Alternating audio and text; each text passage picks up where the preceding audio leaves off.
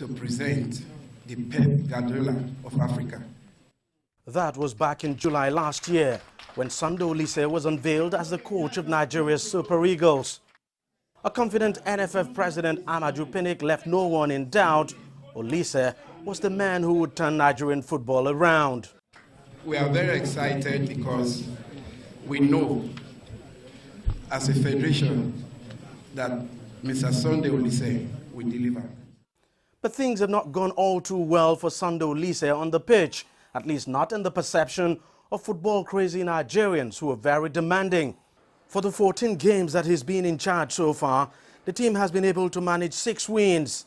It's a record that has attracted criticism, even from some of Oliseh's former teammates when he played for the Super Eagles.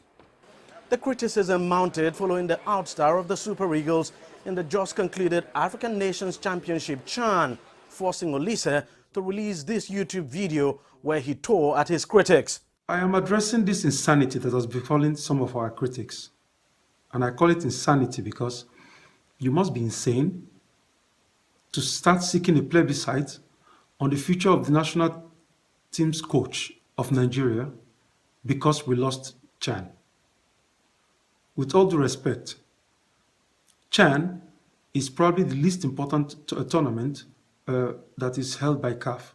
He tore at his teammates, describing them as bench warmers in their days as players. He also accused some journalists of demanding money to write positive stories about him.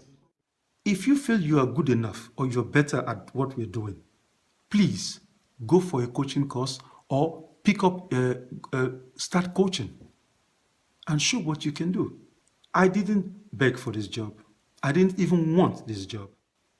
The video prompted a strong reaction from his former teammates, some of whom are part of the NFF Technical Committee. They resigned en masse before they were later prevailed upon to change their mind. The coach himself has issued an apology, but sports analyst Deji Omotoyibo says that may not be enough. The question of if ex-teammates criticizing him, that's unfortunate, because he was one of Keshi's fiercest critics. He comes with the territory. He was talking about CHAN not being a major tournament. I recall that a Nigerian coach, Austin Eguavon, was sacked because he lost a friendly. I think for now, the minister said, let's hold on, don't sack him. I think he's been fined, he's apologizing and all that. I think what he needs to do is, hey, hold his hands up and apologize to everybody concerned and try and wipe the slate clean. And let's start on a fresh slate. Most football analysts here say Oliseh has put himself in a very difficult situation and could face the chopping block if Nigeria fails to qualify for the African Cup of Nations next year in Gabon. Nigeria is due to face Egypt over 2 legs in a very crucial qualifier next month. Should the Eagles lose both matches, then Nigeria would be eliminated from the tournament. And if that happens, most people believe we might see the curtain drawn on Sunday Oliseh's tenure as coach of the Super Eagles. Deji Badmo, CCTV, Lagos, Nigeria.